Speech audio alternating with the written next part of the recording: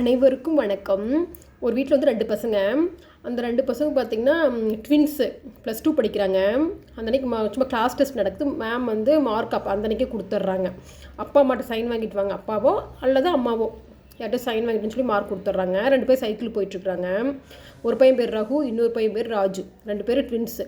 ரகு வந்து என்னடா பண்ணுறது, 2 பேருமே ஃபெயில் ஆகிட்டோம், அப்பா பட்டையாக அடிக்க போகிறாரு, என்ன பண்ண போகிறோன்னு தெரியலையேடா அப்படின்னு சொல்லி ரகு புலம்புறான். ராஜு வந்து நான் ஏதோ ஒரு தில்லுமுள் பண்ணி அப்பாவை நான் ஏமாற்றிடுவேன், ஆனால் நீ வந்து அப்பாட்ட வந்து என்னை போட்டு கொடுக்கக்கூடாது, ஓகேவா அப்படின்னு சொல்லி ரகு வந்து நான் உங்கள் விஷயத்தை தலையிட மாட்டேன், நான் மார்க் கம்மியாகிட்டு அதை நினச்சா கஷ்டமாக இருக்குன்னு சொல்லிட்டு வீட்டுக்கு போகிறாங்க. வீட்டுக்கு போனோடனே ரகு பேப்பர் காமிக்கிறான் அப்பாட்ட. 100க்கு 32 தான் வாங்கியிருக்கிறான், ஃபெயிலில் அவங்க அப்பா போட்டு அட்டிக்கிறாரு. ரகுனு அப்பா அடுத்த தடவை பாஸ் ஆகிற மாதிரி சொல்லி கெஞ்சனா, இருந்தாலும் அவங்க அப்பா கோவம், கஷ்டப்பட்டு படிக்க வைக்கிறேன், இவ்வளோ மார்க் கம்மின்னு சொல்லி அடிச்சிடுறாரு.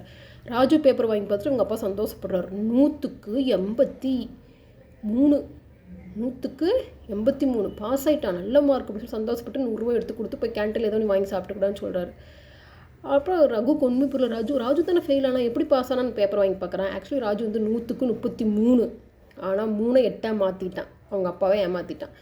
ஸோ ஆனால் ரகு வந்து நிஜமாலுமே படிக்க ஆரம்பிக்கிறான் உட்காந்து. ஆனால் ராஜு வந்து எப்படி இருந்தாலும் அப்பாவை ஏமாத்துறோன்னு சொல்லிட்டு அவங்க அப்பா வர சமயத்தில் புக்கை வச்சுட்டு படிக்கிற மாதிரி நடிக்கிறது, அவங்க அப்பா அம்மா பார்க்குற சமயத்தில் புக்கை வச்சுட்டு படிக்கிற மாதிரி நடிக்கிறது, உள்ளே ஃபோனை நோண்டிகிட்டு இருக்க வேண்டியது. இப்படியே ஏமாற்றிட்டு இருக்கிறான். நாட்கள் பல ஓடுது, பொது தேர்வு வருது. பொது தேர்வு வந்த ஆனால் ராஜுக்கு ஒரே குஸ்தி, அப்பாட்ட அடி வாங்காமல் தப்பிச்சிட்றான். ஒவ்வொரு எக்ஸாமுக்கு அப்பா 100 ரூபா 200 ரூபா கொடுக்குறாரு, நல்ல மார்க்குடா அப்படின்னு சொல்லி கேன்டீன் போய் வேணுங்கிறது வாங்கி சாப்பிட்றான். அப்பாவை ஏமாற்றிட்டேன்னு சொல்லி அவங்க கண்ணில் அவ்வளோ சந்தோஷம். ரகு அடி வாங்குறத பார்த்து சிரிப்பான் ராஜு. அப்புறம் பொது தேர்வு வருது, ரிசல்ட்டும் வருது. ரகு பாஸு, நல்ல மார்க்கு, ஆனால் ராஜு ஃபெயிலு.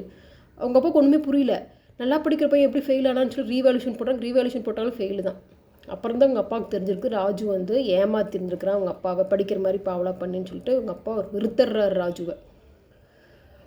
ரகு காலேஜ் போகிறான், புது ஃப்ரெண்ட்ஸ் எல்லாம் கிடைக்கிறாங்க, நல்ல கோர்ஸ் எடுத்து படிக்கிறான்.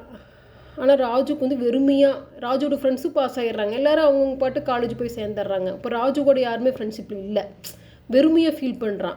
கூட இருந்தவங்களாம் அவங்க பொழப்பாக்கு போயிட்டாங்க, இவங்க கூட வந்துட்டு இருப்பாங்க, இவங்க கூட குப்பை கொட்டிட்டு இருப்பாங்க, படித்து மேல் படிப்புக்கெல்லாம் போயிட்டாங்க. இவன் வெறுமையாக ஃபீல் பண்ணி, இவன் மட்டும்தான் அவன் கிளாஸ்லேயே ஃபெயிலு. ஸோ இவனுக்கு என்ன பண்ணுறதே தெரியல, இவன் உட்காந்து அழுவுன்னு. இப்போ ரகு வந்து அட்வைஸ் பண்ணுறான், இத்தனை நாள் வந்து அப்பா அம்மாவை மேமையெல்லாம் ஏமாத்துறேன்னு நினச்சிட்டு இன்னும் நீயே ஏமாற்றிருந்துருக்கேன்னு போது புரிஞ்சுதா, உப்பு ஒன்றும் கெட்டு போகல, இனிமேல் படித்து நல்ல மார்க் எடுத்து பாஸ் பண்ணி நெக்ஸ்ட் இயர் நல்லா நெக்ஸ்ட் இயர் கூட இல்லை, இப்போ நீ ரீ எக்ஸாம் வைப்பாங்க, அதில் நீ பாஸ் பண்ணினா கூட, கஷ்டப்பட்டு படித்து பாஸ் பண்ணினா கூட உனக்கு நல்ல எதிர்காலம் இருக்குன்னு சொல்லி அட்வைஸ் பண்ணுறான். ஸோ இதெல்லாம் நம்ம என்ன தெரிஞ்சுக்கிட்டோம் அப்படின்னா, மற்றவங்களை ஏமாத்துறேன்னு நினச்சி நாம் தான் புத்திசாலின்னு நினச்சோம்னா உண்மையான முட்டாள் நாம் தான்.